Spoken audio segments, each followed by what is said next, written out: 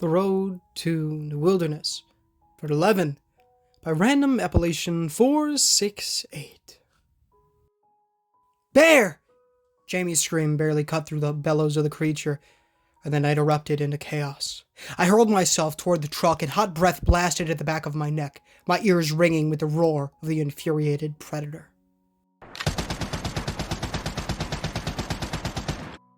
Chris opened up with the M16, but the bear just reared higher on her monstrous legs and swung a dinner plate-sized paw at the gun turret. Metal sheared, the gun stopped firing, and the truck rocked under the force of the blow. Jamie and the other rangers scattered, their rifles blazing angry trails of fire into the night, but the bear didn't seem to notice their bullets. Fast as lightning, the creature swatted Darren into a nearby tree, his body flying end over end. Even with my ears ringing and the gunfire in the background, I heard his bones crunch under the force of the impact. Fumbling with the bolt of my machine gun, I accidentally hit the magazine release and dropped to my knees to snatch my mag from the dirt. Come on, load, load, load! Pierce's gun jammed and he tried to run, but the angry bear pinned him to the ground with one pounce. Her claws sank into his back as if it were butter, and the bear brought her jaws down around his head. The downed ranger let out a high, agonized shriek. Crunch. Whipping her head to the side, the bear tossed what remained of Pierce over the edge of the cliff before turning back to where I sat in the muck. Bright red blood dripped from her crooked teeth, some at angles pushing out from under the bear's lips, a mass of razor-sharp enamel that could easily cut through my skinny corpse. Her beetle-black eyes bore nothing but blind hatred for me, for us, for anyone who would threaten her precious cub. And I knew my gun would do me no good. 9mm couldn't stop a bear this big. The truck! Tyler dashed forward to empty his rifle into the bear, placing himself between me and the beast. Get to the truck! Move! Hands seized the back of my shirt and dragged me over the ground so fast that I didn't have time to stand. Get up! Jamie stopped by the truck to haul me to my feet, her eyes wild, the bolt on her AK locked open on an empty magazine. Go, go, go! Tyler let out a grunted shout, and I looked back in time to see him drop his smoking rifle and meet the bear's swipe with his knife. His blade bounced harmlessly off the beast's armored hide, and Tyler folded in half into the muscled paw, his broken body tumbling over the cliff's edge. The armored door to the compartment swung open, and Chris reached out to help me inside, his old-fashioned pistol clutched in one hand. Come on, I've got you, Jamie. Look out! Jamie dove into the truck beside me, a streak of black missing her by mere inches to tear one of the metal doors off the vehicle. From the driver's seat, Blaine revved the engine, but the world tilted, and it hit me in an instant as to why. It's got our tires. Driven by primal rage, the bear jammed its head and left foreleg into the compartment doorway, clawing and snapping at our feet, the metallic stench of blood on its rank breath. Pressed back against the cab of the truck, Jamie, Chris, and I barely had room to pull our legs in to avoid the barrage of teeth, the truck rocking into a 45-degree angle off the weedy gravel. The truck's wheels spun helplessly in the air, and I couldn't even hear myself screaming for all the roaring, metal screeching, and engine revving. Chris kicked at the snout of the bear with his boot and poked the long barrel of his antique handgun into its face. Groaning in pain and anger, the bear yanked its head out of the compartment and slammed the truck over and over with a series of ferocious paw slashes. Both back tires blew out, the sides of the pickup armor dented inward, and the entire rig rolled over. Gear tumbled like rain around me, gravity pulled at my limbs, and panic surged in my veins. I dug my fingers into the nearest seat in a desperate attempt to keep from being thrown around like a rag doll and caught a glimpse of the world passing by outside the ruined doors of the compartment. Oh no. Grab onto something! Jamie yelled, and I watched in terror as the cliff's edge slid past us. All at once, we were weightless. My world spun like a washing machine between abyssal darkness rushing up, and the triumphant bear looking down from the cliffside as gravity seemed to shut off and the air rushed into the truck from all sides. Jamie curled into a ball over a toolbox bolted to the floor. Chris swung from the nearby machine gun support like a flag in the wind, and I wrapped both legs around the seat I clung to. Over and over we bounced off obstacles, either trees or rocks, I couldn't be sure, mud and leaves flying in from all directions. A plate of the steel armor peeled away like dead skin from a blister, and branches crunched under the squeal of collapsing metal. The truck's alarm briefly went off, a final woo-woo-woo of civilization for the last few yards. Wham! Metal groaned, glass clinked, and displaced earth crumpled to a halt. A couldn't hear. I couldn't think, my head still spinning in dizzy circles. My body ached from being pummeled by loose items that lay all around me, and I didn't dare open my eyes, for fear of what injuries I might discover. The ringing in my ears stung, high and shrill, and I tasted coppery blood in my mouth. Nothing else moved, and my heart pounded on double time. Calm down, Hannah. You've got to calm down. Check and see if you're hurt. Forcing my eyes to open, I slowly moved my head from side to side, waiting for a shooting pain to tell me that I'd broken my neck. Nothing. I wiggled my arms, legs, fingers, and toes. Still nothing. Bringing my hand to my face, I touched my nose to be sure it wasn't broken. While it did throb, the pain wasn't that bad, though my fingers came away sticky with blood. I definitely had some bruises and my ribs were on fire. But so far, I seemed to be intact. Stunned, I shoved a tangled bundle of rope off my legs and sat up. My stomach rolled, the motion too much too soon, and I couldn't stop the tide. I vomited onto the cold steel of what had been the right side of the compartment wall, the greasy substance spattering like chunky salsa. Thankfully, I didn't have much to throw up, what with the meager communal rations and weak tea from New Wilderness.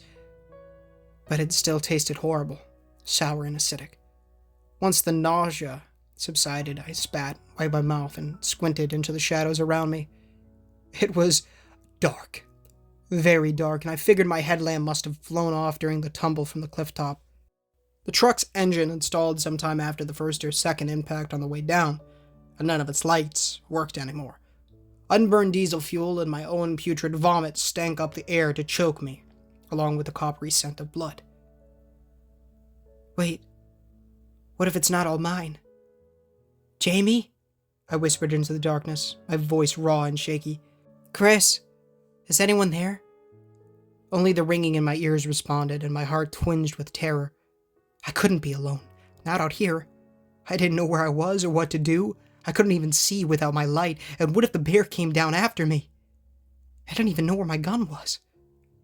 Crawling slowly over the interior of the truck, I fumbled around in the dark, until my fingertips brushed rough denim. Oh, please, please don't be dead, please. My heart jumped, and I traced the leg up to a set of shoulders, above which sat a patch of close-cropped hair. Chris, wake up. Please wake up. Come on, Chris. His shoulders twitched and a cough rang through the shadows. Who's there? Tension melted from my shoulders and I swallowed a relieved sob, his voice pulling me back from the razor edge of panic. It's me. Without thinking, I tried to help him sit up, but the moment I touched Chris's right shoulder, he yelped in pain, and my hand came away slick and stickier than before. Sorry. I patted his knee in a fervent apology, unable to see his face in the blackness. Are you okay? Rustling around in the dark, Chris grunted a few times and sucked in a pained gasp. Yep, all good. Liar. My eyebrows shot upward, though I knew he couldn't see my disbelieving face. You're bleeding. I'll be fine. A soft hushed grinding clicked in the abyss, followed by a burst of yellow light. Not my first crash landing. I shielded my eyes with one palm, then saw a small Zippo lighter, its flame dancing merrily on the cotton wick. Chris sat only a few feet away, his right shirt sleeve smeared with red from a nasty gash across his upper arm. He had a leaf stuck in his hair, and still clutched the old pistol in his opposite hand. Your nose.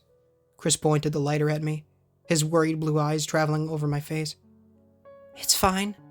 I tried to be brave, but then wondered if perhaps my adrenaline had numbed my poor nose to just how bad my injuries might be. What if it really was broken? Does it look okay? Despite the jumble of equipment lying around us, the blood, vomit, and mud, Chris grinned, his eyes fixing on mine. Looks like a nose to me. Something about the way he smiled, his tone, still soft and smooth, even after everything we just went through, made warmth spread through me, and I started to breathe a little easier. Jamie. I forgot about Jamie. Just like that, my panic returned, and I whirled around to scan the chaotic interior of the truck compartment, searching for a pair of khaki pants and a black uniform shirt. My eyes caught a motionless combat boot poking out from a heap of camouflage netting, and I crawled toward it on hands and knees. Oh no. A line of crimson blood trickled down from a cut on the side of her head, but otherwise, Jamie looked all right. Except for her left arm. It hung at a strange angle, wedged under the toolbox that had kept her from flying around the truck interior like a pinball, but the muscle near her shoulder seemed deflated in shape, and my sick guts twisted with another attempted vomit. That wasn't supposed to look that way. As gently as I could, I prodded at Jamie's shoulder and felt the gap, the strained, twitching muscles where bone should have been. My mind flashed back to the time my dad had fallen off the garage roof while attempting to install a satellite dish on his own, and the way his arm had looked after landing on it. It's dislocated. I swallowed a bile-tasting lump and turned to find Chris crouched right beside me, his right arm still dripping little tears of red. She must have pulled it out of socket on the toolbox. And hit a head on it right after. Chris holstered his pistol and dug around in Jamie's pockets until he produced a small silver penlight, which he gave to me. I'll carry her. You light the way. We need to get clear of this wreck and see what we can do for her treatment. Having a plan helped ease some of the knots in my gut, and I switched on a light to guide our way out of the compartment. Everything lay in a jumbled mess: backpacks, loose cartridges, tow ropes, tools, and half-unrolled tarp scattered all over the interior. I stepped carefully around my own puddle of vomit, and a glint in the shadows caught my eye. No way. Leaning down, I shook my head in bewilderment and pulled my little submachine gun free from where it had been wedged between the seats.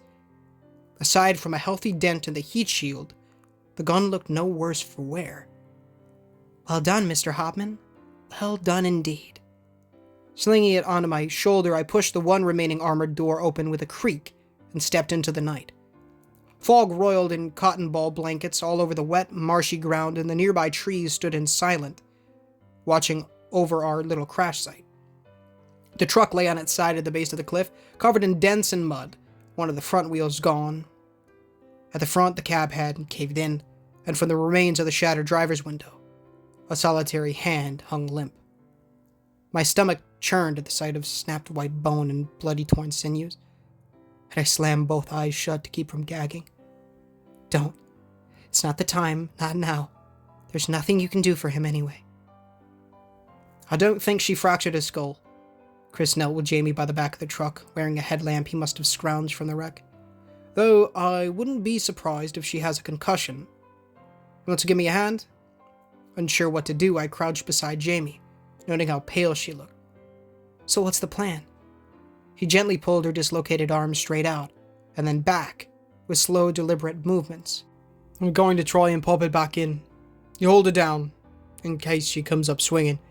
We don't want her to hurt herself even more. My pulse quickened. Jamie had a few pounds on me, and I didn't want to have to wrestle her down, but I also didn't want her to get hurt either. With the same caution I would have shown a loaded mousetrap, I sat on the ground beside Jamie's slumped form and wrapped my arms around her torso. Chris stood just behind her and cupped one hand on her shoulder, guiding Jamie's arm up and over her back as if to scratch her opposite shoulder blade. Jamie twitched, and Chris's eyes met mine. Gotta go slow with this, or I'll just make it worse. I'm gonna move on 3. 1, 2. He pushed the arm over with a steady motion. A screech of pain rang shrilly in my ear and echoed off the trees like a siren as Jamie jolted awake. Wings beat the air at her cry, and a flock of ringer heads soared upward with frightened ringlings, their white, flickering screens dancing across the canopy of stars. Chris let go of her arm, which seemed to work now that Jamie clutched it to her chest, the shoulder no longer misshapen. I, however, didn't release my hold on her, not knowing if she would lash out at us. If it's broken, we're screwed. Her eyes still shut, Jamie sucked in a deep groan and muttered a stream of curses that would have made a sailor blush. Feel better? One eyebrow raised in concern, Chris bent down to look into her face. Screw you and all your sisters, Jamie hissed between gritted teeth, but I felt her start to relax, and I let go to sit back with an apologetic smile. Chris's grin chased away the worry on his face, and he winked at me. A generous offer. Too bad the only sisters I have are nuns. Can you move it? Jamie flexed the arm, and other than a few winces, she breathed out a long, relieved sigh. Mm-hmm. Pulling off his flannel overshirt, Chris folded it into a triangle and met my eye. I'll help get a gear off. We don't want that chest rig pushing on our shoulder. Could you look around for some painkillers? Painkillers. Got it. I darted back to the wrecked truck, while Chris bound Jamie's arm up in a sling with his shirt. With all our gear so disorganized, it took me a few seconds to decide where to start. Meds. Crouched in the dark of the armored compartment, I whispered to myself to help sort my cluttered thoughts. I need to find some meds for Jamie, then water, then ammo. Okay, Hannah, come on, you can do this. Gathering up the backpacks, I pawed through each medical kit until I found a little plastic bottle of ibuprofen. It wasn't great, but it would have to do. Next, I picked up all the spare canteens that had flown around in the chaos and dumped them into one of the packs. Lastly, I got on my hands and knees to pull every spare cartridge from the nooks and crannies of the compartment, knowing we might need every round I could find. My headlamp turned out to be under one of the seats, and Chris's AR lay in one corner. Its receiver smashed from where a green ammunition can had come down on it. Just seeing the rifle curled nearly in half like a pretzel gave me shitters. If that had been my head, they'd be scraping my brains off the floor mats. Hannah, Chris's voice floated to me from outside. You good? I shook the thought away and jerked the weapon's magazine loose, adding it to the bulging backpacks looped over my arms. Yeah, I'm coming. Back outside, Jamie sat next to Chris on a fallen log, drinking from her own canteen. I let the packs slide off my shoulder and handed the meds to Chris. Here, I know it's not much, but I looked everywhere and... You did fine, Hannah. Chris surprised me with a grateful smile, and his eyes shone like sapphire stars. You're a lifesaver. His fingers brushed mine as he took the bottle, and something about that sent a ripple down my spine, tingling and pleasant. Warm, fuzzy static swelled in my brain, and I pulled away to pretend I was inspecting my backpack just to give myself time to think. I'm a lifesaver. Wow. Oh, snap out of it, you starry-eyed moron. He literally gave you the easiest job ever. Blissfully unaware of the tornado he'd spawned in my mind, Chris unscrewed the pill bottle to shake a few little tablets into Jamie's hand. Well, our radio was in the truck, and judging by its condition, I'd say we're not calling anyone tonight. I figure we're far enough away that our guys won't see a flare, so it looks like we're walking. Jamie popped the pills into her mouth and jerked her thumb at the cliffs. We've got a route. We could climb back to the top. Both Chris and I exchanged disbelieving looks. We? I blinked at Jamie and wondered just how hard she'd hit her head. You can't climb. If you pop that arm out again, you'll fall. She waved me off with her free hand, but I could see the fingers on it trembling, and noted the way Jamie gulped down more water with a nervous eye to the trees. I'm fine. Just stings a little. Besides, it's not that high. Chris inspected Jamie's AK in his lap, racking the bolt to check for damage. Yes, it is. You're lucky you didn't land on this, or your spine would be snapped like a twig. Hannah's right. It's not worth the risk. Her shoulders slackened, and Jamie turned to me with a remorseful wince. So much for an easy op. We'll be fine. My level of optimism surprised even me, but the strange expression on Jamie's face, the way Chris kept looking over his shoulder into the darkness, made me want to preserve some semblance of normalcy. Like Chris said, we'll just walk until we're close enough to fire a flare, and then wait for the others to pick us up. I glanced at Chris, who granted me a small, grateful nod as he had adjusted Jamie's chest rig to fit his torso, the AK hanging from his shoulder now. Let's just hope it's as easy as I'm making it sound. Chris squatted next to Jamie and I, unfolding a weathered road map of Barron County with several markings on it in ink. Alright, so near as I can figure, we're here. He pointed to a small dotted line that I guessed to be the road our truck had fallen from. With the ridge all covered in cliffs on this side and ELSAR to the west, we're going to have to walk further to our southeast towards Collinswood. If we hug the base of the ridgeline all the way out, we might be able to avoid the worst of whatever's out here. Besides, we don't want to stray too far, since the fault line shift could make navigating by old landmarks impossible. How long will it take to get back? I ran my eyes over the faded blue, red, and yellow lines on the map, remembering how easy life had been when I could just use the GPS on my phone to drive anywhere I wanted. Chris's face drew into a stony frown. On foot, 3 days. That's assuming we don't run into anything else in the process. We haven't had any refugees from the south since the Collinswood massacre, so I can only assume the freaks down here rule the roost now. We could head for the water and try to boat our way to the northern side. Jamie tapped on the spidery channels of a body of water labeled Maple Lake. That would put us only 12 hours of walking from New Wilderness at the start of the ridgeline. Since we'd be offshore, we'd be safe from the freaks, and it'd save on steps. Where are we going to get a boat? Chris stared at the map with an exhausted shake of his head. There are houses all along the lakeside.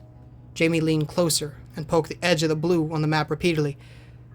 My cousin owns a cabin near the gated community by Sunbright. Everyone has at least a cheap canoe or a kayak. All we have to do is get to the lake and we're safe. Assuming not everyone who lives in those houses didn't think of that already. Chris rubbed his forehead like he, too, needed a painkiller. Besides, water attracts wildlife. You know that. The odds of us running into something get better the closer to the lake we go. With a frustrated huff, Jamie turned to me, and Chris waited for my reaction. His arms crossed. Sweat beaded on my forehead, and I tried to bore a hole in the map with my eyes to avoid looking at either of them. Of course they make me pick a side. Come on, Hannah, think. You've got to make a choice. Well, I scooted closer and drew a deep breath to steady myself. What if we walk along the ridge, like Chris said, but head north instead of south? That way, if we get close to the lake, we can try to find a boat to cut our walking time down. And if not, then at least we'll be closer to New Wilderness instead of going the long way around. Chris and Jamie eyed each other, and I could tell they both were reluctant at the idea. As the least experienced of the three of us, I felt stupid for even having an opinion.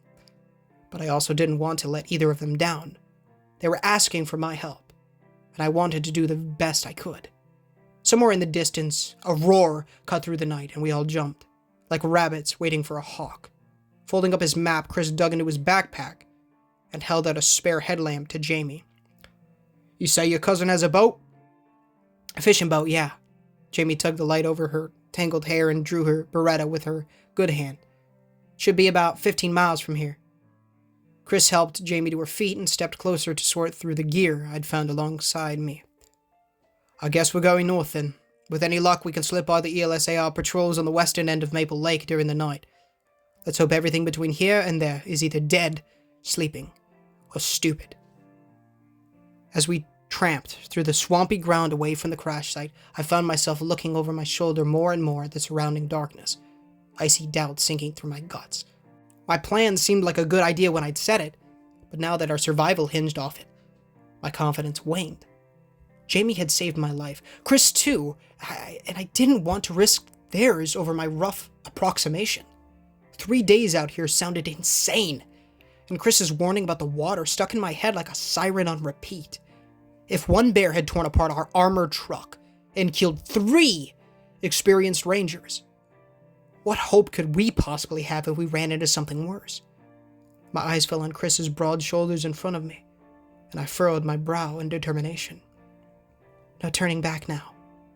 Sliding my thumb along the grip of my submachine gun, I hefted the sling higher on my shoulder and followed my friends into the gloomy shadows of the south.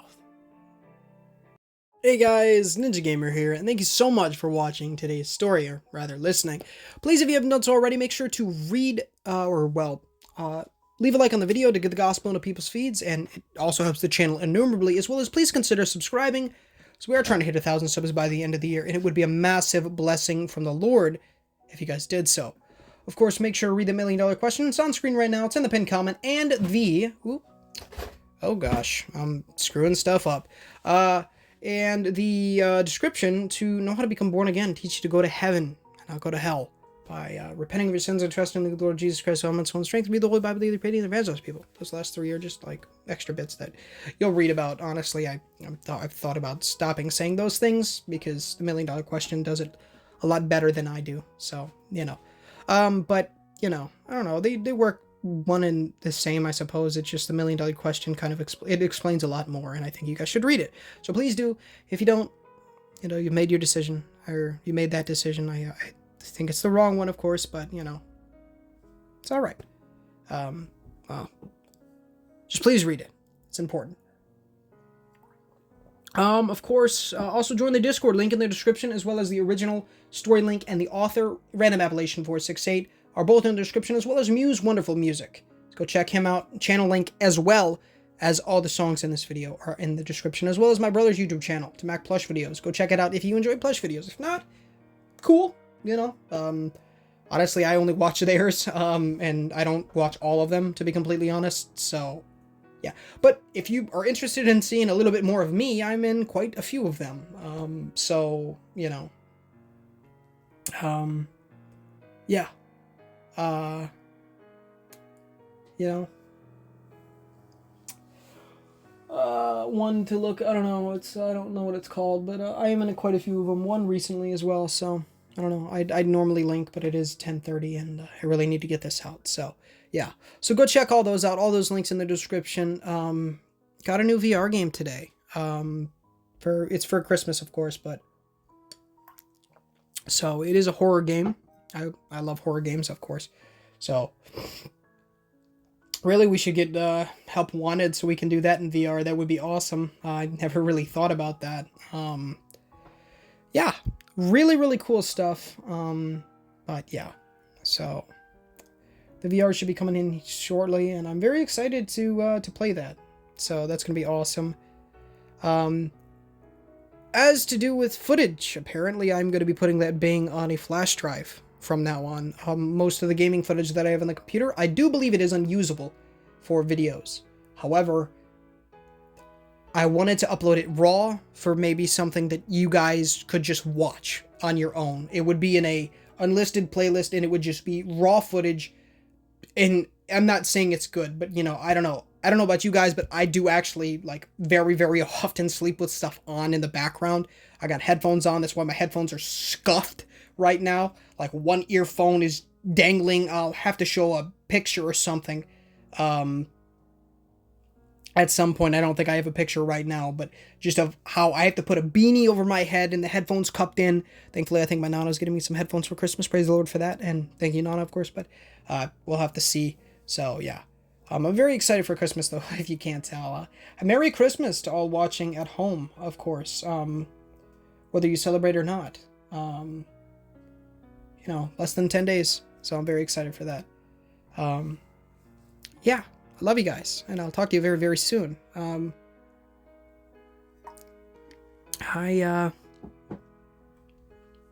gonna make this one a little bit quicker, just because it's getting a little late. But the good news about getting all that footage off super fast is, I won't have to deal with it right now. And, I will be able to film for better games.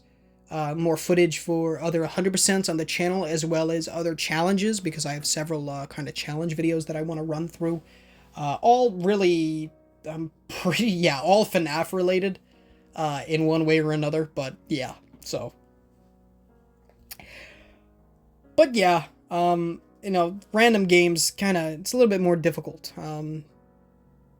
for me, so, I don't know,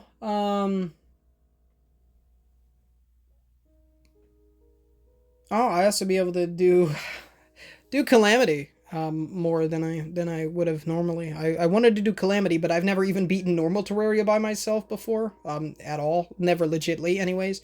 I've beaten the Moonlord and stuff like that, but it's all with weapons that I just took, you know, crap like that from servers or whatnot that just give away free items. I did that when 1.4 came out, beat Emperor Light, Queen Slime, all that great stuff, so that's just kind of how I did it. I have beaten Mac bosses down legit, and then I duped Chlorophyte for playing Terra, which was a big mistake, but we digress.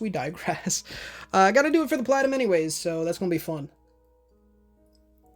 Terraria is one of the best games of all time. Well, it is an amazing game. Best of all time? I don't know. Definitely one of the best survival kind of games. Crafters, I don't know. Whatever you want to call it. Alright, I'm going to let you guys go because, yeah, I don't want this to get too long, and I love you guys. I want to, yeah, so. Alright, I just ended up cutting something from the background. Spoiler ahead for the Pokemon DLC, but if you guys enjoyed the Pokemon DLC, I just want to say, real quick, spoiler. Not really, well, it's kind of a spoiler, so click off, skip a little bit, but The starters being available in the wild, awesome decision.